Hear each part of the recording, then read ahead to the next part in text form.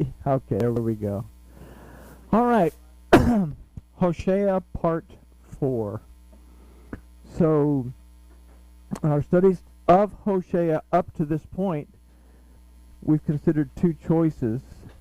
And those two choices are whether we truthfully seek a relationship with Yahuwah Elohim, or the other choice is to attempt to build a relationship with Yahuwah Elohim while playing the harlot with dogma and tradition that is not in line with his Torah and his instruction. And as we move forward in the study, it's really going to get gritty.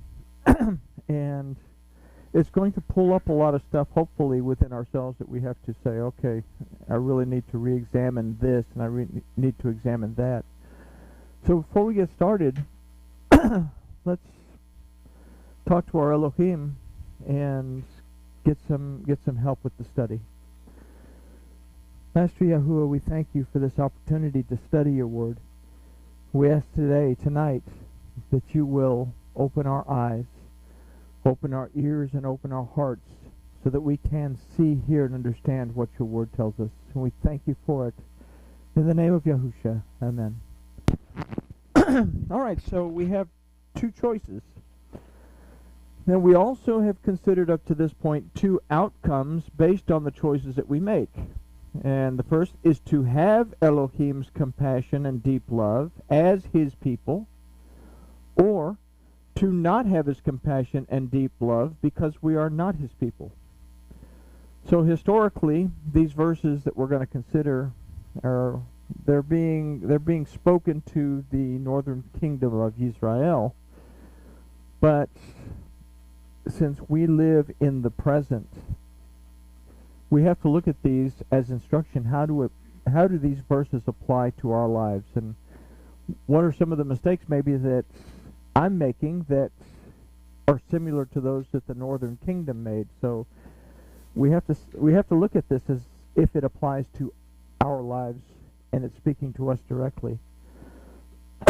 So again, the Treasar that most of you have and the English Bibles are a little bit different. This is going to be chapter 2, starting in verse 4 in the Treasar, in the Hebrew English Treasar. It opens backwards. There you go. It'll be 2:2 in your English-based Bibles, King Jimmy and the such. And we start with verse 4 that says, "Plead with your mother, plead, for she is not my wife, neither am I her husband, and let her put away her harlotries from her face, and her adulteries from between her breasts." So we begin by looking at the phrase, "Plead with your mother, plead." And the word used for plead is rivu, that also means to contend with and to make a complaint against. This word is also used when preparing to conduct a civil suit, as in a divorce proceeding. Now, just on the side, this word also means to wrestle with something as well as to wait. Now, the phrase, "she is not my wife, neither am I her husband," is used today when a husband seeks to get a get, or receive a get, which is a certificate of divorce from a Jewish rabbinical court. The husband has to present the wife with a get of divorce so that she is free to go and marry someone else. If he doesn't present her with a get of divorce, then she is not free to go and marry someone else, and basically she is in limbo. She cannot marry according to the Orthodox Judaism. Now, so this phrase, "she is not my wife, neither am I her husband," is something that is still in use today. Now, the word used for "with your mother" is be'imechem, that comes from the root that means mother, but it also refers to a point of departure or division. So it can mean mother, specifically it means mother, but it can also mean a point of departure, a point of leaving, a point of division in something. The phrase ends again with the word for plead that we discussed a minute ago, rivu. So in a sense, we could formulate an idea that Yahweh is saying to Israel and to us when we make the wrong choice in our relationship, wait. Take the time to contend with and wrestle with the point of departure or division that is before you. Now that makes sense.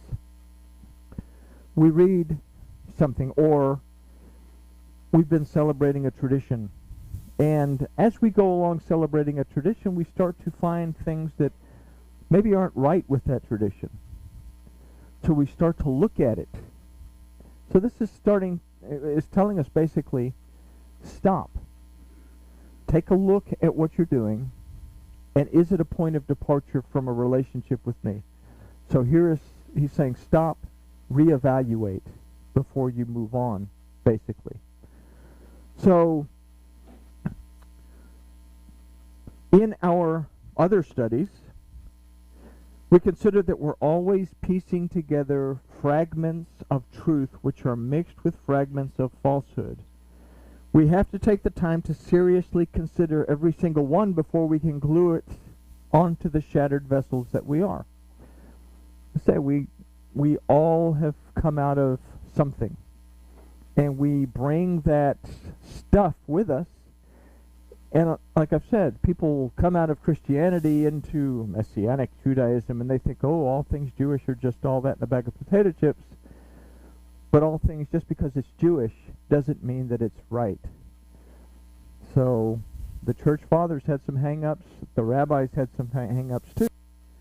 The Torah is how we measure what is right and what is not right, what we should observe and what we shouldn't observe. So when we accept something that is not in agreement with the Torah of Yahweh, his instructions to us, we are at risk of being summoned before his court and being told, she is not my wife, neither am I her husband. Now the Hebrew phrase, kihilo, is not really reflected in the English. We don't see kihilo in the English of this verse. It may be absorbed into the verse as giving flavor to she is not my wife and I am not her husband, but kihilo literally in this verse says, for he is not. He is not is what kihilo means. So we would actually read, plead with your mother, plead, for he is not, for she is not my wife, neither am I her husband. They've left out this little kihilo phrase out of the English, for he is not.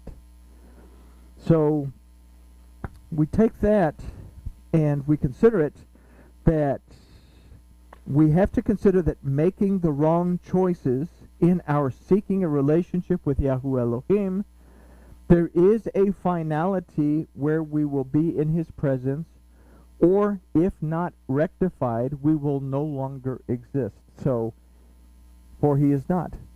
If we continue in a false dogma, in a tradition that doesn't line up with the Torah, we can find ourselves out of the presence of Elohim, and if we don't correct it before the end, so to speak, then we will find ourselves ceasing to exist, in accordance with the first Psalm that says that the wicked, the wrong, will not rise in the judgment.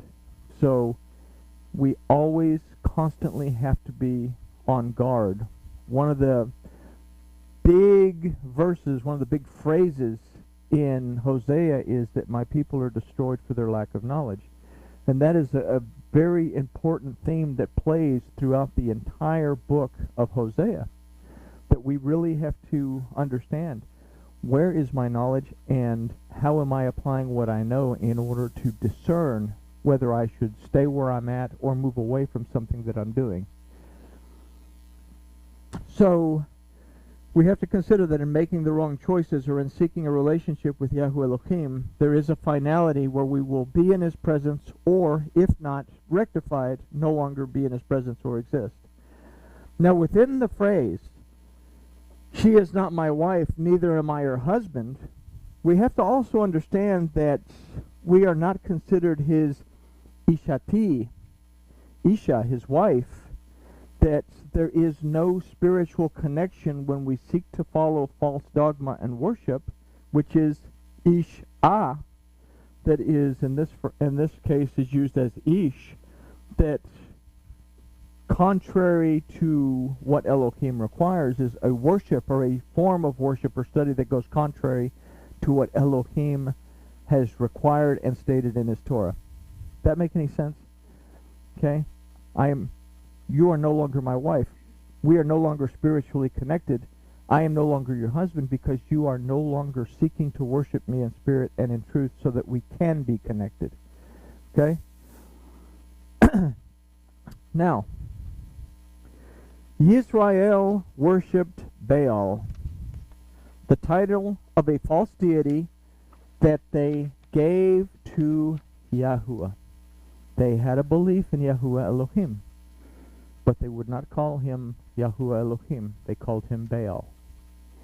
Okay? And Baal was one of the deities of the peoples in the northern kingdom, the Gentile peoples in the northern kingdom that transcended into the Israelites.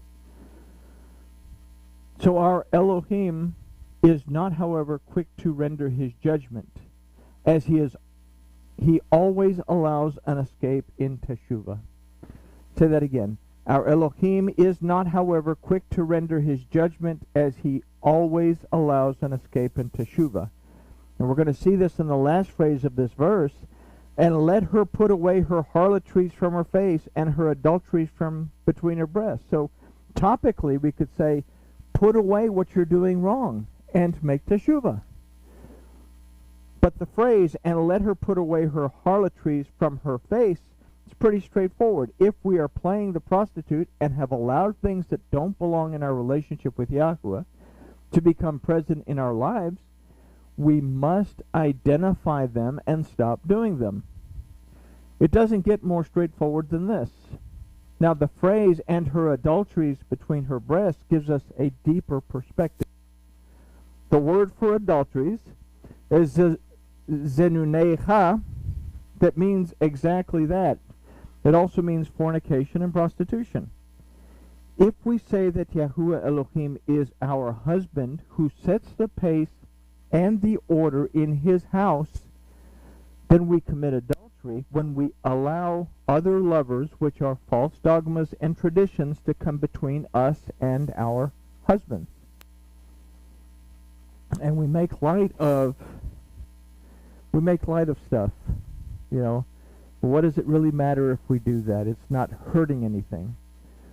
But in a deeper perspective, okay, maybe from our point of view, because we are still carnal beings, it's not that bad.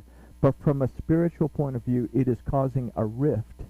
So it's something that we have to think about, that just because we see it from the outside as not being something that's terrible, there may be something spiritually that causes a significant problem in what that is. So, this is reflected in the word for between, which is mibain. The root of this word is bain, that means to perceive, discern, consider, and understand. We must not jump into a relationship with anything that is not a rule of our husbands, Yahuwah Elohim, of our husband's house. We must carefully consider everything that we read or see online, carefully inspecting it for truth and adherence to Elohim's instructions before we allow ourselves to be taken in by it. If it is true to the word of Yahuwah, then we are being faithful to him by observing it. These are the things that find themselves between the breasts. Now the word for breast is shadayah, but it comes from a root, shud, that means to destroy, to ruin, to spoil, and to devastate. So with this we can understand that we must be very careful not to commit adultery, idolatry, By taking the time to perceive, discern, consider, and understand those things that will separate us from Yahuwah our Elohim and bring us to destruction, so that we are no more.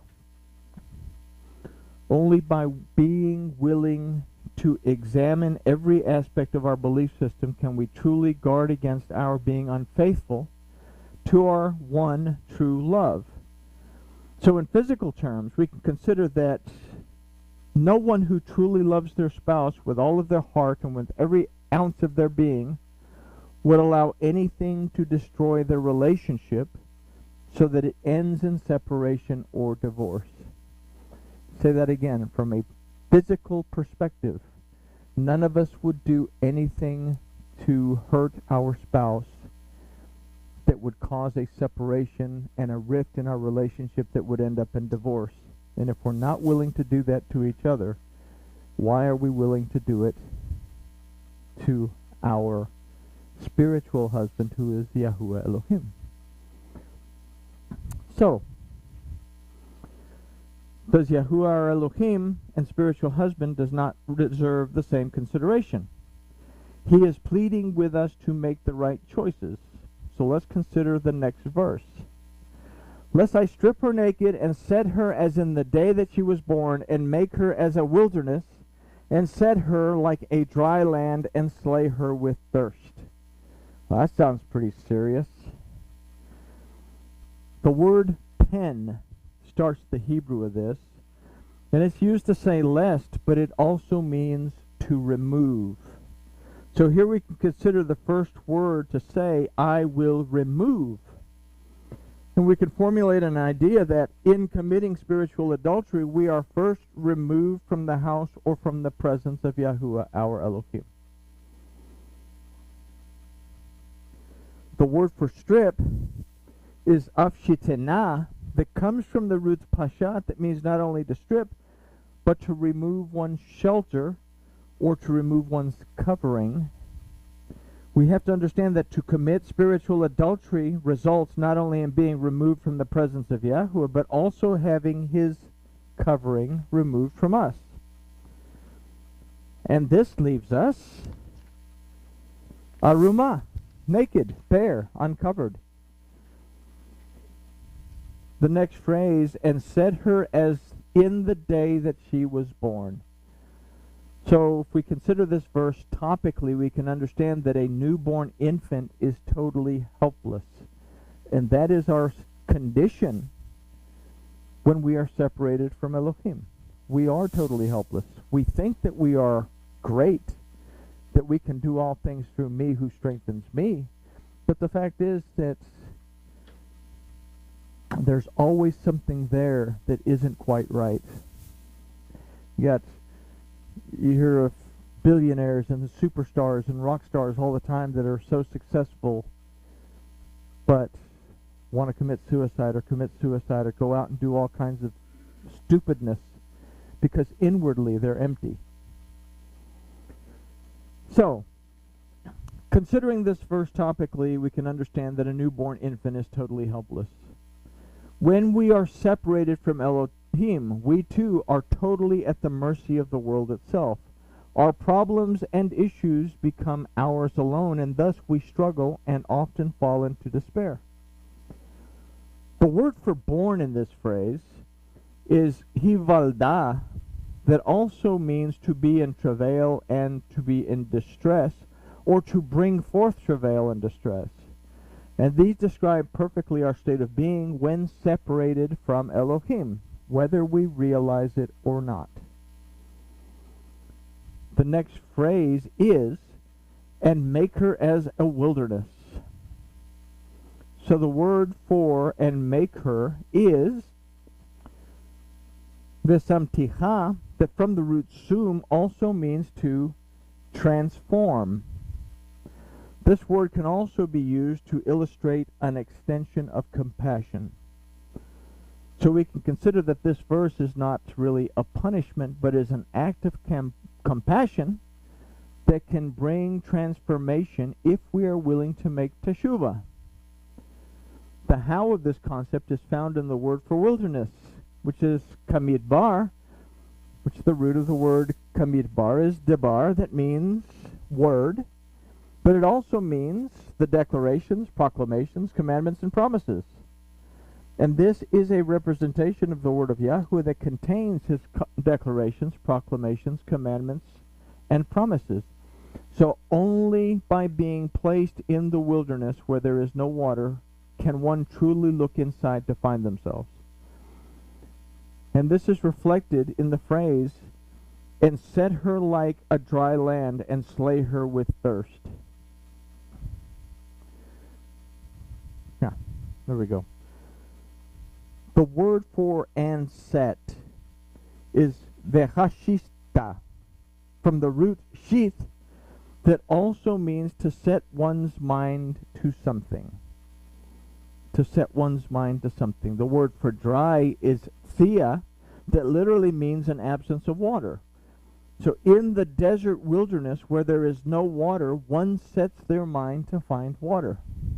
Or not. I mean, if you're in the desert, you want to find water. If you don't bother to look for water, then you're going to dry out. You're going to end up being the sand like everything else that dies in the desert.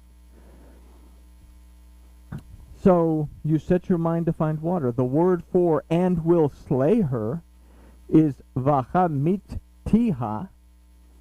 The root of this word is mut, that means to die, but also infers to dying prematurely because of immoral conduct. The word for thirst in this verse is batzama. So to not make teshuvah will lead to dying prematurely to immoral conduct from an absence of the word of Yahweh that is the living water. We have to thirst for the water. And when we get to a point where we understand that we really, really are drying out, then we start to look for the water. Unless we are totally to the point where we've lost our ability to reason. And Paul calls this a reprobate mind, that it's done something so many times that it really doesn't make a difference anymore. So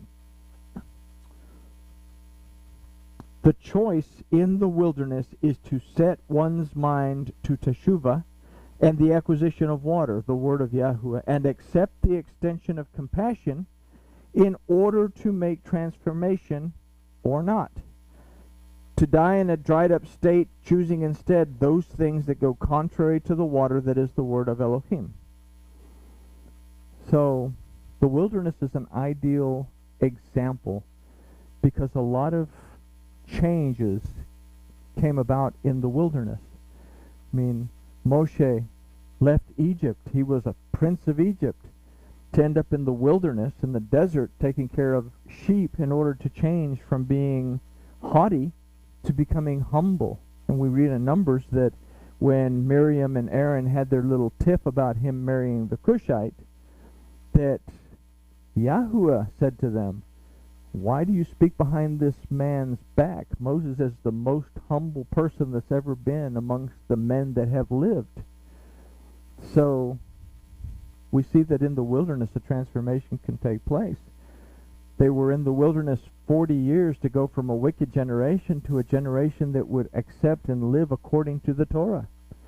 And then they went through and they conquered a great piece of Canaan. They conquered all the high ground until Joshua died. And then they fell into despair and went into the Judges. But 40 years to transform them from a wicked generation into a generation that would keep Torah. And then we have the example of Hoshea, that went into the wilderness as a carpenter and came out as the vehicle of sacrifice that would restore humankind back to Elohim as at the top. So this idea of going into the wilderness to make a transformation is a very important one.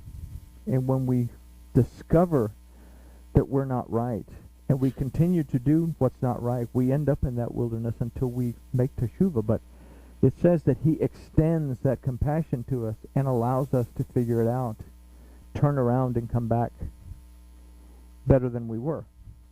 Everybody with me? Okay. So in choosing the latter, And the latter would be to die in a dried up state, choosing instead those things that go contrary to the water that is the word of Elohim. In choosing the latter, we see that the next verse doesn't require much translation. It says, "And I will not have compassion upon her children, for they are the children of harlotry." Now, it means a lot more to us, but it says, if you don't change, then I'm not going to have compassion of what comes from you. The word for compassion in this verse, however, is arachem, as opposed to achavah, this love. Arachem literally means a deep love and affection. This is an interesting use of this word, as it illustrates that even in rebellion, Yahuwah still loves us. He just does not love us as deeply. There's levels of love. Elohim loves us all because Elohim is love. And he doesn't wish that any should perish because of that love. But this is talking about a deep love and a deep compassion. And I will not have this deep love and this deep compassion upon your children. But he doesn't just love us deeply, or he does not just love us deeply when we are in rebellion, but he still loves us. That's what I'm trying to say. What we have to consider, however, is the phrase that says, "I will not have compassion upon her children." The word ki does not mean upon, but it actually means until, which kind of makes this kind of sound funny, saying, "I will not have compassion until her children." The word for children is beneh, that from the root bana means to restore and to establish. So this allows us to formulate an idea that says, I will not show a deep love and affection until you are restored and established. You have to make teshuvah. Make teshuvah. Become restored. Establish yourself in me and receive my deep love and affection. Otherwise, I love you, but you're a wayward child. You're going to have to make your mistakes. I'm going to love you while you're making your mistakes, and I'm going to sit here and wait for you to come back, hoping that you will. But once you make teshuvah and you realize where you're at and you restore and you establish yourself, then as the prodigal son, you're going to come back to me, and I'm going to embrace you and give you the fatted calf and the big jacket and the ring on your finger, and I'm going to love you because I'm going to have that deep love for you. We can use the same definition to understand the phrase, "for they are children of harlotry," as saying, you are at this point still established and built up in harlotry. To build up is another meaning of the word bana. So you are still at this point established and built up in harlotry, false dogma, tradition, and worship. This is a condition that needs to change by and through teshuvah. So this study illustrates again our need to not simply review what we believe, but to understand why we believe it. We must be constantly looking and making the necessary adjustments to stay true and faithful to our Elohim. Yahushua made this possible for us at the Tav. So a question that we end up with is, are you seeing someone else? You know, it always comes down. He asks, where are you? But now, not only do I ask, where am I? But am I seeing someone else? Am I being unfaithful? So I have to take everything that I believe and lay it out on the table and figure it out. Or figure it out a little piece at a time, because Elohim is patient and loves us and will wait for us to figure it out as we go through life. And that is our fourth study of Yoel. And hot diggity dog, we're just moving along. Yoel. Or not Yoel. Hoshea. I know we'd get it right. All right. Grooviness is achieved.